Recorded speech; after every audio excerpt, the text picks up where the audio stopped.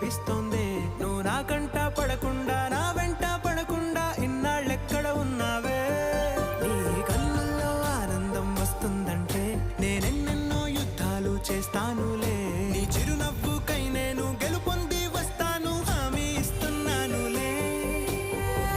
ఒకటో ఎక్కం కూడా మరచిపోయేలాగా ఒకటే గుర్తొస్తావే.